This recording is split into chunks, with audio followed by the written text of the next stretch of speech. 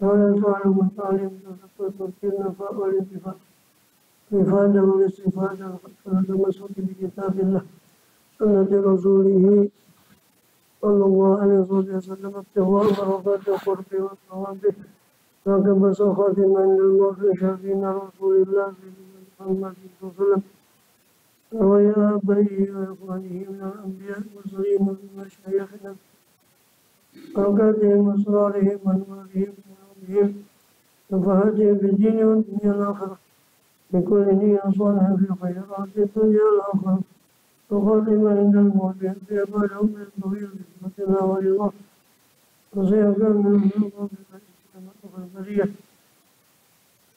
ونعمل أن محمد صلى الله عليه وسلم وأكمل وارث خلف الكبرى فلا أشوف خصوصا حسن جميع تابع بيز المدينة والمسلم وأتباعها الإمام علي محمد وهاجر من بدر بالموصي محمد بن محمد ولي خلفة محمد بن الفضل أبو الفقيه علي أبو الفقيه فقيه مقدم محمد بن علي البيت جميع مبين المجد يقول لي القرآن والمسيح والسلام الأمين أو يصل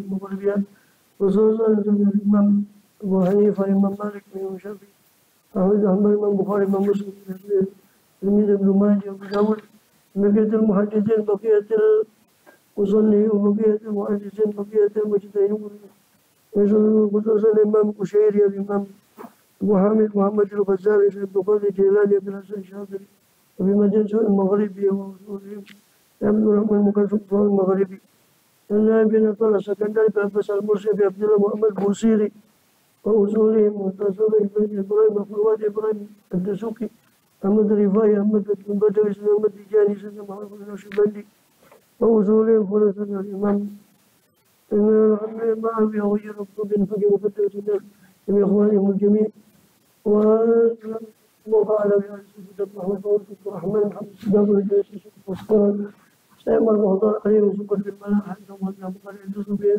وبقال عدني سكر كل جنة بقال بسالي وفي أبي سالم كل أنفاس ما في عمد الأيمن وقال أحمد الحجاج ومولى المتصف بين بين وفاتهم وصلالهم بالمريم من تلميذ الأنبياء أولاد وفرني شيخ المجمعين أجمعين وزن بأحمد بن الحبيب بن سميت عمر بن سميت بن تسويق أحمد بن محمد والرحمن محمد محمد الحبيب ومن حسن بن صالح وأحمد محمد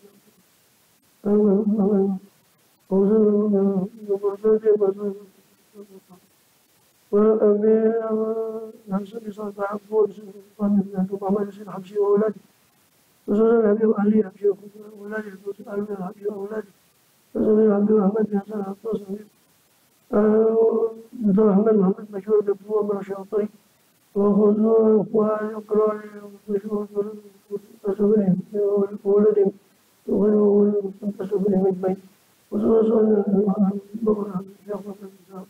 جميع مشايخهم أحمد بن هادي السكوى أحمد بن الجبري أحمد بن شخر الدرس وأصولي والحبيب محمد بن التباني شيخ وسلم محمد بن كتبي وشيخ عمر بن حمد المحروسي شيخ عاصم الشام والقاضي بن عباس وأصول الله محمد وحبيب أحمد وأصول الله بن ومرضاتي والمرضات وجمعهم الله في الجنة وإن درجات في البركات ويفتح في الفتح محمد المرشد شيخ هذا الفتوح منه ورسوخ زوجته وفهم النبي المقربين وفجر المسلمين فتح المسلمين ويرون جنة في المحن ما ظهر منه ما طلب وحضرة النبي صلى الله عليه وسلم أسوار الفاتحة الشيطان الرجيم بسم الله الرحمن الرحيم نحن رب العالمين ورسول الله رب العالمين الرحمن الرحيم إياك نعبد وإياك نستعين يا صراط المستقيم صراط الذين أنعمت عليهم غير المغضوب عليهم آمين بسم الله الرحمن الرحيم الحمد لله رب العالمين وبه نستعين على أمور الدنيا والدين، والصلاة والسلام على أشرف الأنبياء والمرسلين سيدنا نبينا حبيبنا شفيعنا وقرة أعيننا محمد وعلى آله وصحبه أجمعين وعلى جميع التابعين لهم إنسان إلى يوم الدين وعلينا معهم وفيهم برحمتك يا أرحم الراحمين. أما بعد، قالوا سبحانك لا علم لنا إلا ما علمتنا إنك أنت العليم الحكيم. رب اشرح لي صدري ويسر لي أمري واحلل عقدة من لساني يفقهوا قولي. آمين. Alhamdulillah. Alhamdulillah Allah SWT masih berkenan melimpahkan nikmat karunia-Nya pada kita semua, bil khusus nikmatul iman Islam, kesehatan walafiat, sehingga dengan itu kita masih diizinkan oleh Allah Ta'ala untuk melakukan segala aktivitas kegiatan kita, bil khusus dalam rangka menunaikan tugas utama kita di dalam kehidupan dunia ini, beribadah kepada Allah SWT. Kemudian kita masih melanjut di pembahasan yang lalu dari kitab Jawahirul Quran daripada Hujjatul Islam Barakatul Anam Nabi Hamid Muhammad bin Muhammad al-Ghazali At-Tusi rahimahullah radhiyallahu anhu wa nabi bisa awliya sebenarnya. Amin. Terakhir masih kita dalam rangkaian ayat-ayat Durarul Quran dan bagaimana menyembah beribadah pada Allah SWT. Sudah kita selesaikan rangkaian ayat-ayat Durarul Quran pada surah Al-Anfal. Sekarang kita masuk pada rangkaian ayat Durarul Quran pada surah At-Taubah. Kama qala radhiyallahu wa min surati Taubati sunatai asyrata ayatan.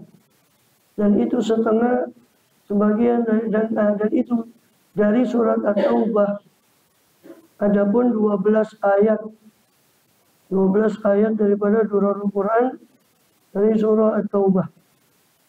Qauluhu ta'ala, adapun firman Allah Ta'ala, innama ya'mur masajidallahi man amana billahi bil akhir wa qama sholata wa ata zakat wa lam yakhsha illallah fa asa ulaika yakunu minal muhtadin. Hanya saja ya'mur masajidallah, hanya saja makmurkan masjid-masjid Allah itu siapa orang yang beriman kepada Allah dari akhir, wa qama sholata, dan menegakkan siapa man tadi akan sholat, wa ata zakat, dan menunaikan man tadi akan zakat, wa lam yakhsha illallah, dan tidak takut siapa man tadi kecuali kepada Allah. Bahasa ulaika, maka semoga atau boleh jadi dan semoga mereka itu ayyakunu, semoga siapa mereka itu ayyakunu, itu hendaknya menjadi siapa mereka itu minal muhtadin, termasuk orang-orang yang mendapat petunjuk.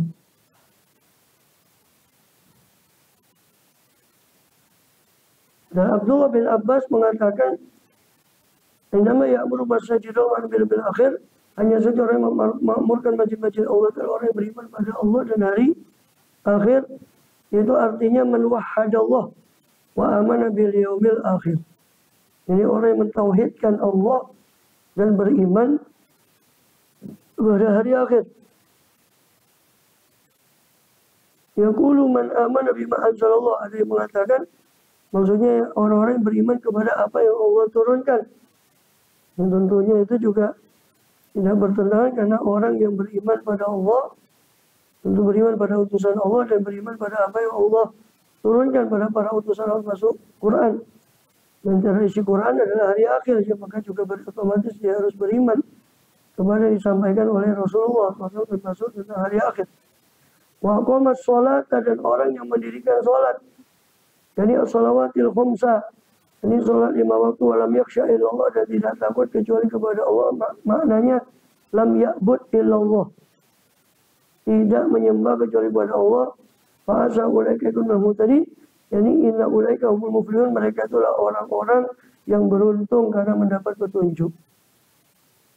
Itu seperti firman Allah kepada Nabi-Nya SAW, asa ayyabahadaka rabbuka maqaman mahmuda, semoga ayyabahadaka, hendaknya mengutus kepada engkau Tuhanmu maqaman mahmuda, maqaman mahmud, kedudukan terpuji, yaitu berupa syafaat. Surah ayat 79. Yaqulu inna rabbaka sayab'atuka maqaman mahmudah. Jadi maksudnya Tuhanmu bakal memberikan padamu maqam mahmud. Dan asa itu di Quran itu kebanyakan adalah wajib. Walaupun asa itu maknanya adalah taroji. Meskipun asa itu maknanya secara grammar, secara ilmu nahu itu fi'il untuk maknanya taroji. Fi'il madhi nakis untuk ya akhwati kada. Termasuk tarpolis pun tersebut khabar. Termasuk sudahnya kada dia untuk mengungkapkan makna taroji. Yang berharap semoga. Tapi masa Allah semoga? Kalau Allah semoga, Allah minta sama siapa? Iya, artinya kebanyakan asa di situ kebanyakan fa'ilnya Allah. Kalau fa'ilnya Allah, masa Allah semoga? Terus Allah menang sopo. Gusti Allah terus menang sopo. Allah semoga itu. Dia yang punya kekuasaan. Ini pasti maknanya. Masa yang ini pasti Allah akan asa ya bahasa kalau bukan maqam ini pasti Allah akan mengutus kepadamu maqam muda. Asa ayakuna ulai asa ulai itu namun tadi maka semoga artinya pasti orang yang memakmurkan masjid itu adalah orang yang cuma beriman, hanya orang yang beriman pada Allah hari akhir. Dengan bukti mendirikan sholat dan tidak menyembah kecuali Allah, maka mereka itulah yang pasti menjadi orang yang muhtadin, mendapat petunjuk alias muflihun, orang yang beruntung dengan petunjuk tadi. Pasti. Mudah-mudahan kita termasuk, amin ya rabbal alamin. Orang yang suka memakmurkan masjid. Tapi dengan apa? Ya kan sudah saya bahas tadi, agak bulat wae. Tadi kan sudah saya bahas, asa itu apa maknanya? Secara nahu itu untuk taroji. Kurang kopinya. Tadi sudah saya bahas, secara nahu, asa itu untuk taroji. Tapi secara tafsir, kalau dalam Quran asa itu fa'ile Allah. Namun so pangeran semoga, muga-muga, semua pangeran itu nyuwunang sopo. Masa Allah, asa rabbuka, semoga Tuhanmu. Lah masa pangeran semoga. Lah terus Allah nyuwun nang sinten? Nyuwun marang sinten ke Allah semoga. Ya pastilah kalau Allah itu. Makanya orang belajar nahu saja nggak belajar tafsir nggak bisa. Karena orang belajar lughah bahasa Arabia saja. Makanya orang Arab belum tentu ngerti maknanya Quran. Ojo kira. Terus orang Arab terus bosonya boso Arab terus ngerti ngono. Qurannya belum mesti turun tamtu. Enggak belajar juga iso. Apalagi kalau belajarnya cuma diklat nahu sorok 6 jam. Terus sampai nafsir no Quran. Terus ngono nyala no ulama. Oh pintar sampai. Diklatnya cuma 6 jam ikut bahasa Arab udah belajar tafsir. Boro-boro. Kok hebat. Yang sinau nahu sorok bertua itu karuan lagi. Makanya tidak bisa. Lughah itu dianukan ke Quran langsung tidak bisa. Cuma memahami Quran tanpa lughah ya mustahil. Ya mimpilah. Lughatnya itu Quran. Ojo Quran. HP ini petunjuknya cara Cina umpama. Gak bisa ya gak bisa. Petunjuknya HP umpama ditulis bahasa Inggris. Sampai gak bisa cara Inggris. Sudah paham. Lama petunjuknya Quran ini bahasa Quran Arabian. Ya dasarnya bahasa Arab. Cuma ngandalo bahasa Arab toh. Tanpa belajar tafsir. Itu banyak tersesatnya kalau memahami ayat. Nah bagaimana? Sekarang yarjullaha. Kalimat yarju itu kebanyakan di Quran maknanya yakhaf. Takut. Padahal menurut kamu yarju itu mengharap. Ya Allah. Ya manut ahli tafsir musuh manut lu. Ya tidak. Kayaknya udah tutup-tutup ini sih. Jangan balik lagi. Terus apa lagi?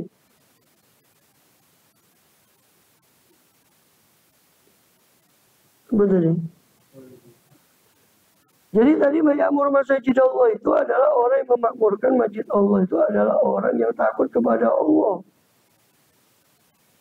Ya kan, dia tidak takut dalam dalam urusan agama ini kecuali kepada Allah. Ya kan, memakmurkan itu. Dan ini nggak ada takmir secara khusus. Siapa saja yang mau memakmurkan masjid. Takmir itu kan istilah sekarang saja. Supaya ada yang ngurus kan gitu. Kemudian, dan itu harus orang yang takut kepada Allah. Apalagi ngurusi masjid yang itu kaitannya sama ibadah. Dan sering saya sampaikan, karena kita mengisi di beberapa masjid, sering saya sampaikan. Jadi takmir itu harus banyak belajar. Karena banyak hukum yang perlu dia ketahui tentang hukum berkait dengan masjid, hukum nanti apa kegiatan di masjid, seperti masjid mengadakan macam-macam kegiatan, umpama terima zakat, umpama udhiyah. Mereka harus tahu, jadi panitia bagaimana. Bukan kita kemilian untuk jadi takmir, silakan jadi takmir, cuma ojo mari jadi takmir, jadi celok abah, bangono, bangin. Ya, di celok apa kan ya? Di kampungnya harus jadi takmir di celok apa? Gak mau ngaji. Ya salah apa ini takmir? Sudah kadung di celok apa? Apa ngaji? Isin bangun lo bang. Salah apa? Hah? Iya, tanggung jawabnya besar, bukan masalah bayaran. Lebih nelongso lagi sudah bayaran sedikit, salah apa? Apa sih tanggung jawab? Ya ada pandangan itu kan urusan agama. Masalah najis, masalah toharoh, masalah apalah. Banyak sekali masalah kalau mau dirinci masalah-masalah di masjid itu yang perlu diketahui. Makanya jangan malu untuk tanya takmir itu. Ya. Banyak kiai, banyak ulama dan tanya. Nah ulamanya juga tidak kesenangan kalau dijadikan takmir, sudah banyak kesibukan yang lain. Saya bilang terang-terangan di masjid dekat rumah saya sini. Sidoarjo saya bilang saya tidak kemilian jadi takmir, cuma takut oleh gak ngerti. Ya alhamdulillah kok didengar ya, alhamdulillah ditanya. Mari ditakoi, saya jawab urusan kelakon atau tidak kelakon ya urusan dia, pasti kan kita sudah sampaikan. Untungnya masih mau dengar. Jadi yang ya'mur masajid Allah itu orang yang lam yakhsha illallah, tidak takut kecuali kepada Allah. Ya. Maka dikatakan oleh Rasulullah SAW tentang berkait dengan ayat ini di dalam satu riwayat. Ya. Qala Rasulullah idza ra'aitumur rajul yata'ahadu masjidah fashhadu bil iman. Apabila kalian lihat orang itu selalu menjaga kepada masjid atau berbolak-balik pada masjid, maka saksikanlah kepada rajul tadi dengan keimanan pada orang tadi bahwa dia orang yang beriman. Kenapa? Lalu Rasul membuat dalil ayat ini. Fa innallaha qala, sebab Allah berfirman, innama ya'muru masajidallah man amana billah. Orang yang suka memakmurkan masjid itu tandanya dia orang yang iman kepada Allah. Juga dikatakan dalam sabda yang lain dari Abi Hurairah radhiyallahu anhu, Nabi sallallahu alaihi wasallam ilal masjid, siapa yang berpagi-pagi menuju ke masjid Allah atau bersore-sore pergi ke masjid, a'adallahu lahu nuzulah, Allah persiapkan bagi dia hidangannya di surga, tempat singgahnya atau jamuan dia dari surga, minal jannah, kullama ghada uraha, setiap kali dia pergi pagi hari atau sore hari ke masjid. Setiap kali dia pergi ke masjid, Allah siapkan hidangannya bagi dia. Begitu juga Rasulullah SAW mengiming-iming orang yang membangun masjid. Ya. Diriwayatkan bahwa suatu kali Sayyidina Utsman bin Affan radhiyallahu anhu kepingin membangun masjid. Maka rihannas, maka akhirnya orang-orang nggak suka, dan mereka suka supaya Sayyidina Utsman meninggalkan rencananya untuk membangun masjid. Maka kalau maka Sayyidina Utsman berkata, Sami'tun Nabiyya SAW, jadi ini setelah wafatnya Rasul ya. Utsman ingin bangun masjid tadi suatu kampung yang lain, yang tentunya bukan dekat Masjid Nabawi. Terus orang-orang kok tidak mau. Maka kemudian Sayyidina Utsman membawakan hadis dari Rasulullah SAW, Sami itu saya mendengar An-Nabi SAW yaqul, Rasul bersabda, man bana lillahi masjidan, Banallahu lahu kahayati fil jannah. Siapa yang membangun karena Allah suatu masjid, karena Allah ya, bangun karena Allah, niatnya ikhlas karena Allah, dia bangun suatu masjid, maka Allah akan bangunkan bagi dia nanti di surga seperti itu, seperti masjid itu. Ini istana, bagaimana dia membangun masjid karena untuk Allah di bumi, maka Allah bangunkan untuk dia di surga. Dalam riwayat yang lain, walau kamaf hasikototin, meskipun satu cekernya burung kotoh, meskipun masjid itu kecil, saking kecilnya sampai diumpamakan Rasul seperti satu cakaran dari burung kotoh, satu jenis burung. Meskipun kecil, karena Allah dia bangun, Allah bangunkan di surga. Tapi lillah, asal niatnya bana lillah, karena Allah atau untuk Allah. Ini niatnya ikhlas, hanya menjaga niat ini yang sulit. Sampai diceritakan, dan kita punya guru-guru daripada sebagian orang itu pernah datang ke Habib Abdullah Al-Haddad, Ibu Rotib. Ya, dia kepingin bangun masjid. Ya Habib, ini saya punya uang sekian, membangun masjid. Ya, terus minta pendapat kepada Abdullah Haddad. Begini saja kata Abdullah Haddad, sini uangmu kemarikan. Saya jamin bagimu pahala masjid. Pokoknya uangnya kasihkan saya. Terus kau tahu beres, insya Allah saya jamin kau dapat pahala masjid. Oh, senang dia. Karena infak melalui tangannya Abdullah Haddad berbeda dengan dia langsung menginfakkan. Oh, kalau gitu ya Habib, saya senang. Biar ini engkau ya saja yang bangunkan atau saya serahkan ini. Maka Abdullah Haddad mengatakan, sekarang ambil balik kau punya harta, bangunlah masjid, sebab saya tahu keikhlasan niatmu. Dari mana tahunya? Karena orang itu nggak peduli, yang penting dapat pahala masjid. Siapapun yang bangun berarti kan ikhlas. Orang kan kepingin nama. Perlu kasih ono apa ini? Kasih ono sing gede pisan marmer. Fulan bin Fulan. Sisan ya. Gemes saya kadang-kadang gitu. Kadang ngadepi gitu di masyarakat. Ya, lalu incerit minta apa? Ya Hanu minta namanya ditulis. Sudah itu atau di suatu organisasi yang dia bukan orangnya. Yang penting dia kan ada pertanggungjawaban. Kebanyakan saya ngadepi orang gitu-gitu. Bukan kita nggak mau apa yo hilang. Saya tanya apa nggak ditulis namanya, terus pahalanya kira-kira malaikat tuh lupa ternyata kira-kira. Terus pahalanya hilang. Dan apalagi kalau dia mau cari kan di satu organisasi yang dia bukan orangnya, bukan the right man on the right place, the right man on the right job. Hanya jadi gak karuan. Ada tipikal orang gitu, ya, maunya ngatur.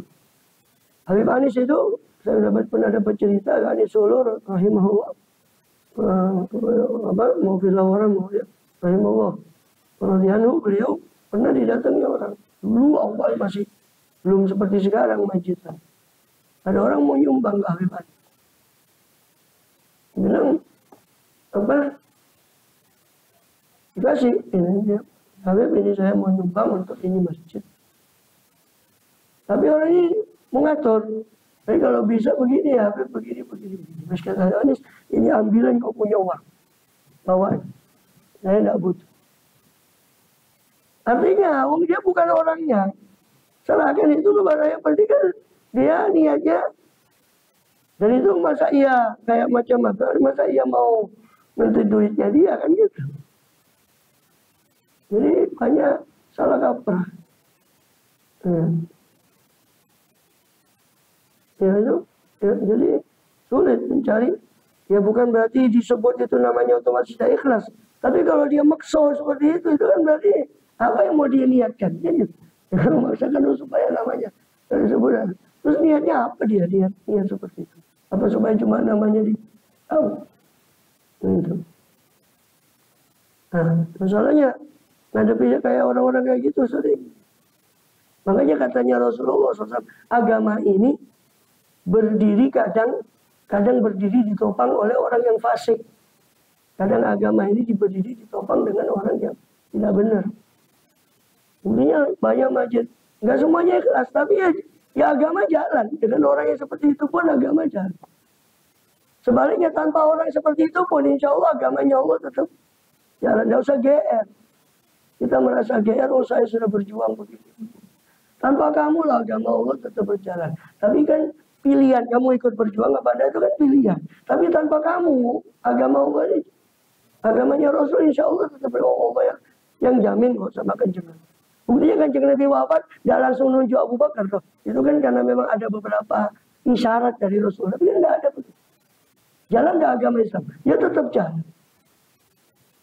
Sayyidina Abu Bakar wafat, mau wafat nunjuk Sayyidina Umar, dia tetap jalan. Sayyidina Umar mau wafat nunjuk 6 orang, tidak menunjukkan satu pengganti, dia tetap jalan agama.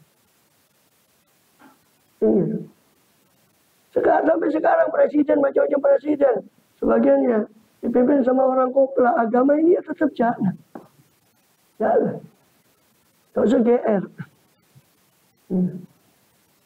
Ini nggak usah merasa dia paling berjasa model.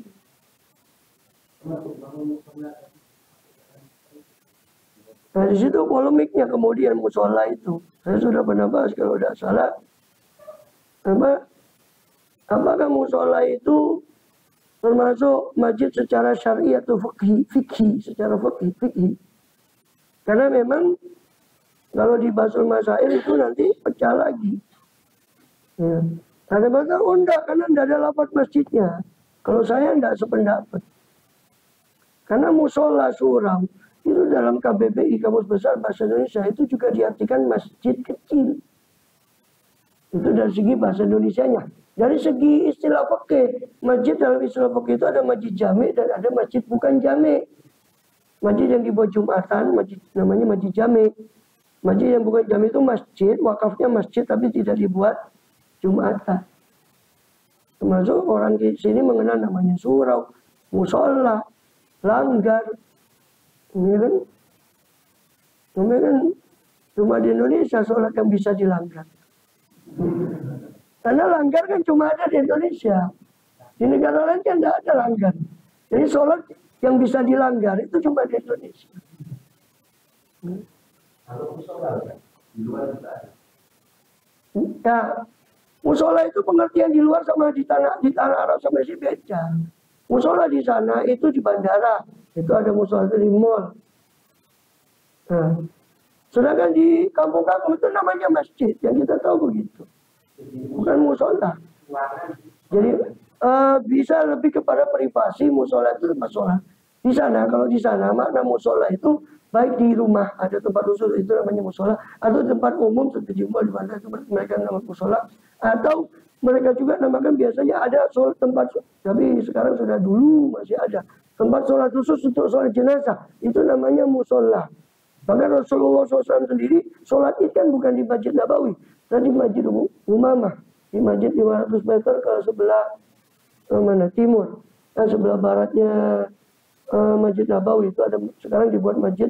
Itu dulu musola id, namanya musola id, tempat idnya Rasul. Itu definisi musola di sana. Nah musola di Indonesia definisinya lain. Nah itu. Nah di sini diantara makna musola adalah masjid kecil. Nah, masjid kecil kalau kita kaitkan dengan masjid yang bukan jami tadi, bisa jadi itu masjid yang bukan jami, yang tidak dibuat Jumatan. Itu satu poin. Poin kedua, kalau memang harus lafadznya masjid, saya tanya, apakah di setiap negara seperti Cina, Rusia, lafadz masjid itu tetap diterjemahkan masjid? Ya di Indonesia adalah dikenal lafal masjid, MASJID. Ada. Nah di bahasa lain, apa ya selalu mengenal lafadz masjid itu? Kan tidak. Nah kalau mau bersikukuh, harus diucapkan masjid. Nah, terus apa kita mau hukumi apa? Masjid wakaf yang ada di negara lain apa tidak sah semua karena tidak ada lafal masjid. Dan dari situ saya nggak condong sama pendapat mengatakan musola itu berarti bukan masjid. Selama itu dibuat tempat sholat jamaah dan itu orangnya maksudnya musola itu ya masjid kecil, maksudnya kan masjid kecil bukan masjid jami, maka itu ya masjid. Bahkan sejak di kitab fikih pun sudah banyak kitab fikih muktabar menulis, mencantumkan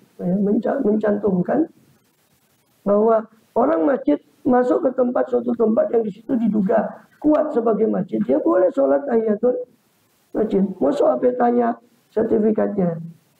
Tak lihat ini wakaf masjid apa enggak? Baru sholat tahiyatul, ya enggak lah. Jadi ada bangunan kayak masjid, oh ini masjid, ya sudah kita boleh sholat tahiyatul masjid. Tapi ini pendapat, ini kecondongan saya. Kalau ada yang kecondongan, oh enggak harus wakaf masjid, musola itu musola, nggak bisa, ya silakan. Kita juga ada memaksakan pendapat. Tapi kok analisis dari segi bahasa, kok enggak cenderung ke sana gitu. Ya polemik yang paling besar nanti akan terjadi di lafaz masjid itu sendiri kan gitu. Di berbagai negara apa iya ada lafaz masjid? Kalau kita bersikukuh dengan lafaz masjid, apa iya harus dia melafalkan bahasa Arab? Sedangkan lafal wakaf itu tidak ada. Dan kalau kita telusuri zaman Rasulullah SAW wakaf lafal secara eksplisit secara ini kan tidak. Sebagian lafaz usolli dan sebagainya itu kan ulama yang buat cuma redaksinya kan gitu. Tapi semangat untuk mengucapkan itu ada, tapi redaksi kan bukan dari Rasulullah. Seperti itu. Gambarannya. Sehingga saya tidak setuju. Musola yang lebih baik ya tetap bisa diartikan itu masjid kecil atau masjid bukan jami. Kalau ada yang ingin menganggap itu berarti mengikuti pendapat yang mengatakan harus wakafnya masjid. Kalau enggak berarti dia bukan masjid, ya silakan juga. Saya enggak memaksakan Anda. Cuma dari kita punya analisis itu kan masalah bahasa, maka analisisnya kan dari sisi bahasa. Kita bukan menganggap diri kita mujtahid, kita tetap berpegang pada nas itu. Cuma ketika kita analisis masalah bahasa, kok enggak maduk gitu. Kurang sinkron. Sehingga kita enggak condong ke pendapat itu.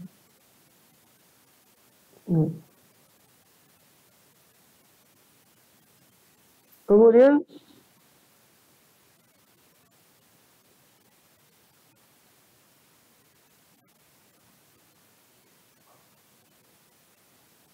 apa tadi? Ajalum sekarang. Nah, kemudian di ayat berikutnya. Qul in kana aba'ukum wa abna'ukum wa ikhwanukum wa ashiratukum wa amwalun qad araftumuha wa tijaratun takhshawna kasadaha wa masakin tardawnaha ahabba ilaikum minallahi wa rasulihi wa jihadin fi sabilihi fatarabbasu hatta ya'tiya bi amrihi wallahu la yahdil qaumal fasiqin. Qul kata Muhammad, ingkana aba'ukum, apabila menjadi siapa ayah-ayah kalian, wa abna'ukum, anak-anak kalian, wa ikhwanukum, saudara-saudara kalian, wa azwajukum, pasangan-pasangan kalian, istri-istri kalian, wa ashiratukum, kaum kerabat, sanak kadang kaum kerabat kalian, kabilah kalian, wa amwaluni taraftumuha, kekayaan yang kalian usahakan, wa tijaratun takshawna kasadaha, perdagangan yang kamu khawatirkan akan kerugiannya, wa masakinu tardawnaha, tempat-tempat tinggal yang kamu senangi, itu semua menjadi ahabba, itu semua menjadi lebih dicintai ilaikum di sisi kalian, minallahi dari Allah, wa rasul dan lebih dicintai dari Rasulnya SAW, wa jihadin fisabilillah dan lebih dicintai daripada berjihad di jalannya, fatarabbasu, maka tunggulah. Ini tunggulah ini gak enak, bahasa tunggulah. Bukan tunggu sesuatu yang menyenangkan. Ya. Tunggulah hatta ya'ti Allah bi amri. Tunggulah oleh kalian hingga datang, hingga mendatangkan siapa Allah bi amri bi azabi, dengan siksanya. Tunggulah sampai Allah mendatangkan siksanya. Wallahu la yahdil qaumal fasiqin, dan Allah tidak memberi hidayah kepada kaum yang fasik.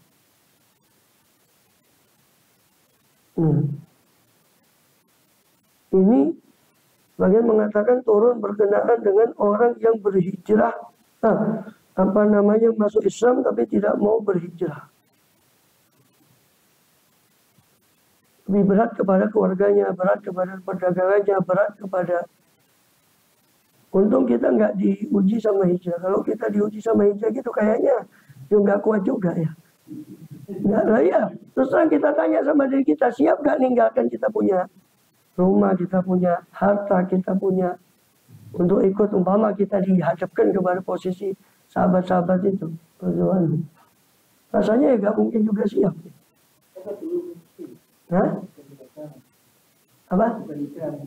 Ya ngungsi lain. Kalau kebanjiran, itu terpaksa lah kita hijrah. Itu jeneng gitu tuh hijrah, ngungsi.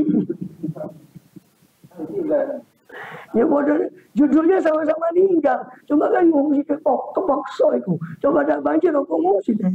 Ya ada ngungsi. Coba ada perang. Zaman dulu peperangan Jepang banyak yang mengungsi. Hanya cerita orang-orang tua dulu, banyak yang mengungsi ke lain tempat yang aman. Iya, mengungsi. Karena rodok kepeksa kan gitu. Karena gitu ya bisa mati. Enggak, kepaksa kan masa agama. Kalau agama kan masih bisa tawar menawar. Umpama masih ada yang di sana, buktinya ada ayat kecaman, berarti kan ada yang tetap tinggal di Mekah. Tetap masih ada yang tinggal di Mekah. Sampai waktu Badar itu nanti turun lagi tentang ayat Badar. Artinya apa? Tawafahumul malaikatu zalimi anfusihim. Itu tentang orang yang diwafatkan oleh malaikat dalam keadaan zalimi anfusihim. Itu maksudnya mereka bisa hijrah, tapi tidak mau hijrah. Ilal mustad'afin, kalau di surah An-Nisa sudah kita bahas kemarin, dikecualikan mustad'afin. Ibnu Abbas mengatakan ibu saya dan saya, kata Ibnu Abbas, termasuk mustad'afin karena saya masih kecil waktu itu. Ilal itu dikecualikan mustad'afin. Tapi orang yang seger bugar mampu hijrah pada hijrah, itu dikecam baik oleh ayat ini maupun ayat yang lain.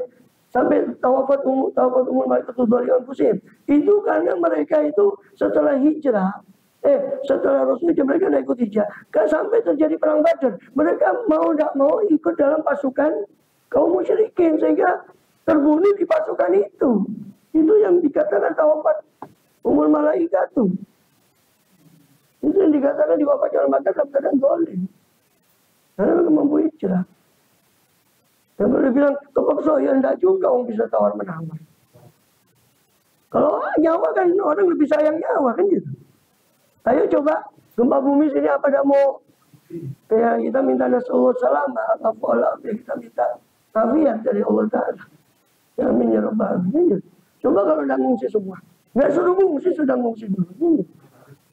Nah, karena nyawa urusannya harta. Asalkan ini dikecamkan itu cinta kepada harta. Kalau memang ayah kalian, keluarga kalian, harta kalian lebih kalian cintai daripada Allah dan Rasulnya, maka tunggulah. Itu. Tunggulah. Kemudian bertiga sudah masalah. Nah, ayat ini oleh Imam Ghazali rahimahullah dikomentari pada Ihya-nya tentang ayat ini di bab tentang ajaibul qalbi, kitab tentang keajaiban hati, bahwa kata beliau mengomentari bahwa setiap bagian dari manusia, bagian tubuh atau bagian dari manusia, tubuh dari manusia itu bisa dikatakan sehat kalau sesuai dengan fungsinya, berfungsi sesuai dengan fungsi yang seharusnya. Mata dikatakan sehat ketika dia berfungsi dengan melihat. Maka dikatakan sakit ketika tidak bisa lihat sama sekali atau bisa tapi terganggu penglihatan. Maka dikatakan dia sakit. Pendengaran pun begitu. Dikatakan sehat kalau berfungsi dengan semestinya. Kalau tidak maka dikatakan sakit. Maka hati pun, kalbu pun kata Imam Ghazali begitu. Kalbu dikatakan sehat kalau berfungsi sesuai dengan mestinya. Apa fungsi kalbu? Fungsi kalbu adalah ma'rifah. Kalau sudah ma'rifah adalah, kalau sudah kenal, apa selanjutnya mahabbah, cinta sama Allah Ta'ala. Ma'rifatullah, fungsi kalbu itu adalah ma'illa liya'buduni, ay liya'rifuni, supaya mereka mengenalku. Fungsi kalbu itu adalah ma'rifah. Kalau sudah kenal maka sayang, tak kenal nggak ada sayang. Ma'rifah buahnya adalah mahabbah. Maka ketika ada di hati itu yang lebih cintai selain Allah, maka kita tahu hati kita sakit. Kalau mau tahu kata Imam Ghazali, silakan kamu baca ayat ini kata Imam Ghazali. Qul in kana aba'ukum. Imam Ghazali mengoper kepada ayat ini. Kalau nggak percaya bahwa, dan Imam Ghazali mengatakan, dan hati kebanyakan manusia sakit. Kalau kamu nggak percaya, silakan baca ayat ini kata beliau. Dan di ayat ini akan ditemukan bahwa kalau ayat semua orang keluarga kalian, harta kalian, rumah yang kalian tinggali, perniagaan, semua itu lebih kalian cintai daripada Allah Rasulnya, ketahuilah. Tunggulah kata Allah.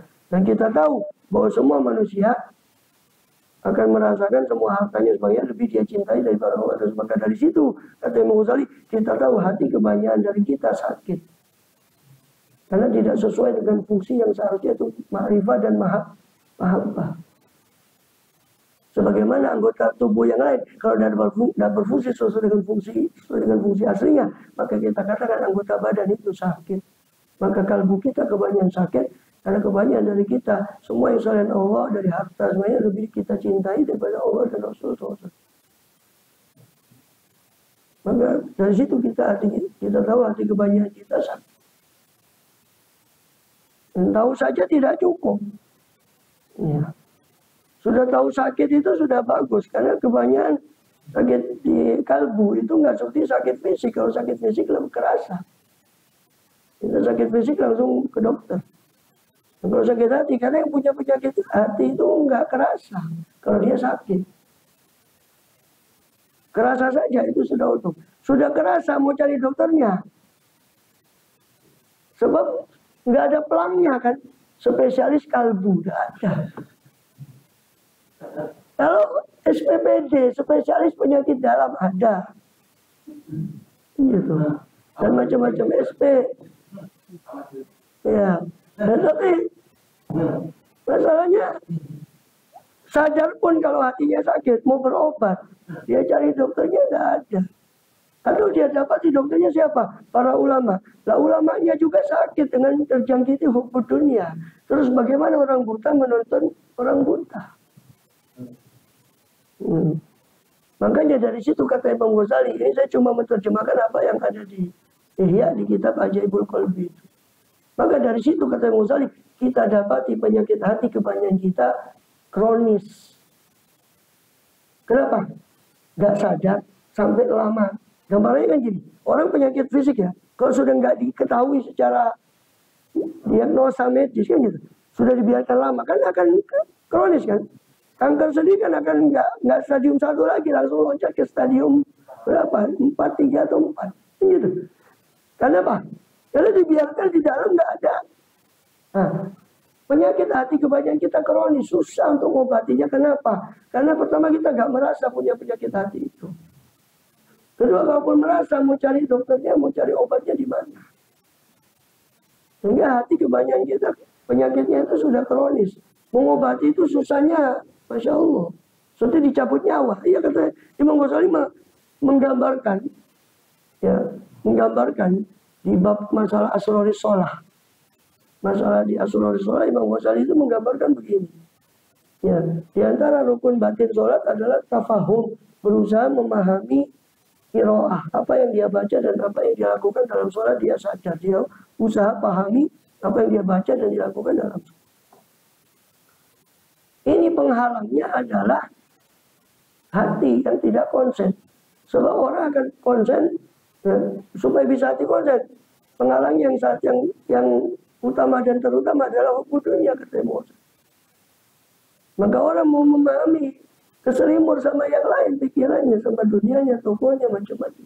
Sehingga terhalang. Allah yahulu bainal mar'i wa qalbi. Allah menghalangi antara hati seorang dengan hatinya. Allah halangi sulit. Makanya sholat itu disebut berat. Wa innaha lakabiratun. Sebab kalau sholat itu cuma ngucap sama gerak-gerik, apa beratnya sholat? Allah tidak bilang puasa itu berat. Allah juga tidak bilang di Quran, innal hajja lakabirun, haji itu berat. Tapi giliran sholat, wa innaha lakabiratun, Allah bilang berat. Beratnya itu di situ. Nah, penghalangnya hukum dunia. Sedangkan mencabut hukum dunia dari hati orang, kata Imam Ghazali, seperti dicabutnya nyawa, karena sudah mengakar hukum dunia itu pada kita. Sama dengan mencabut nyawa, kata Imam Ghazali. Sulit. Kronis penyakit kita. Penyakit kita sudah kronis. Kenapa kronis? Karena kita gak merasa dari awal. Bayangkan ya, semenjak kecil, ini saya ngajak merenung, sama-sama merenung. Semenjak kecil kita diajari, ya termasuk kita kadang tuntutan zaman sudah kayak gini kepada anak. Mau mendidik kecuali kalau ditarik mungkin ada foto di tempat-tempat yang memang mendukung. Itu pun sekarang ya udah tidak ada yang namanya desa, betul desa itu kayaknya hampir sudah tidak ada dengan merambahnya macam-macam itu kan. Bayangkan, cinta pada dunia itu sudah tertanam pada fitrah manusia. Sehingga ada orang bijak mengatakan kenapa bayi itu lahir genggam. Saking menunjukkan bakhilnya manusia. Kan gitu. Nah, cinta pada dunia sudah terpatri. Malah kita didik anak kita cinta dunia. Kita ajak ke mall macam-macam. Itu kan malah mendidik. Bayangkan, sudah terpatri cinta dunia, sudah secara fitrah, sudah melekat pada hati manusia. Kita seolah takut kalau anak kita tidak kenal dunia. Kita kenakan dia, bayangkan. Sudah terpatri cinta dunia, kita tambah lagi dengan pendidikan untuk cinta dunia. Makanya bahasa Quran itu zalika bi'annahu mustahabbul hayatad dunya ala akhirah. Di beberapa tempat Allah tidak mengatakan ahabbu, tapi istahabbu. Alif sinta, tambahan alif sinta. Saya kasih gambaran akhroja dengan istakhroja itu beda. Akhroja itu mengeluarkan, akhrojatul kolam. Saya mengeluarkan pulpen dari sini. Tapi kalau saya mengeluarkan barang tambang dari anak yang perlu usaha, itu bukan saya mengatakan akhroj itu, istakhroj itu. Yang itu sesuatu yang perlu usaha. Bayangkan. Istahabbu. Allah gunakan kalimat diksinya istahabbu. Bukan ahabbu. Kalau ahabbu cinta biasa, mencintai itu. Tapi istahabbu berusaha keras untuk mencintai dunia. Berusaha keras untuk bagaimana nggak dicabut nyawa. Seperti kata Imam Ghazali, kalau mau nyabut hubudunya dari diri kita, itu seperti cabutnya nyawa. Kalau kita belum pernah merasakan cabutnya nyawa. Artinya berat betul kan? Berat betul. Gampangnya kita loh kehilangan duit. Itu nyarinya 50 itu nyarinya dibelani sholatnya ketinggalan gara-gara nyari duit tadi. Nangis. Kenapa? Sedih. Duit saya hilang 50.000, ditambahi lagi. Tambah nangis. Kenapa? Coba yang tadi ada 50.000, dalam jadi 100.000 kan. Itu kul in kana abaukum itu ayat tentang masalah ini, ayat sebagai tester. Ayat ini sebagai tester.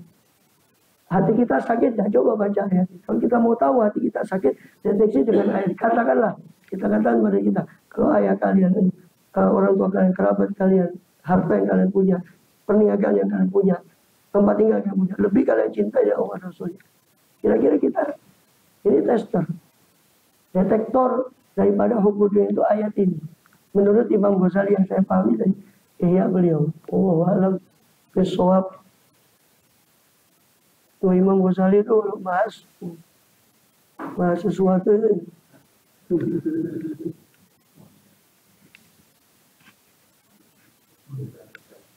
Hah? Oh, SPQ ya, SPQ. Spesialis kalbu.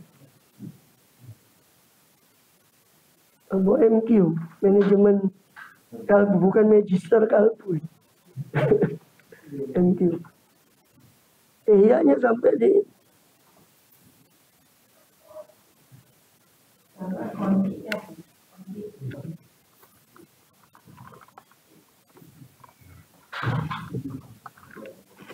ini ulama sudah menjelaskan, tinggal prakteknya yang sulit. Ya mudah-mudahan dengan pertolongan dari Allah, tolong kita untuk membersihkan kita punya hati. Masyarakat, ya bukan suruh baca, itu kan detektor. Waktu nular sama Pak, nular sama kaji. Apa sama itu? Apa itu? Nular. Ini krisis kopi kayaknya, jadi perlu kasih kopi. Itu detektor, bukan masalah suruh. Masih jenengan wirid no ayat itu berapa kali lah hatinya tetap ada ya pancet. Lo doa betul, kita nggak menafikan suatu doa. Tapi lek donga wae cukup tanpa usaha. Nah, terus apa artinya Kanjeng Nabi berdarah di Uhud kalau cukup doa saja terus? Itu kan sunnatullahnya kan sudah begitu sunnatullah. Urusan Allah mendatangkan sesuatu tanpa sebab itu bukan urusan kita, itu urusan dia kan gitu. Tapi sunnatullahnya kan bukan baca ayat itu. Kulinakan abang masih diwediti pengen. Harus mau ayat itu lek. Jangan ya gak bisa. Sampai mana? Apa tadi? Sampai ke? Hah? Arab Robi. Masa?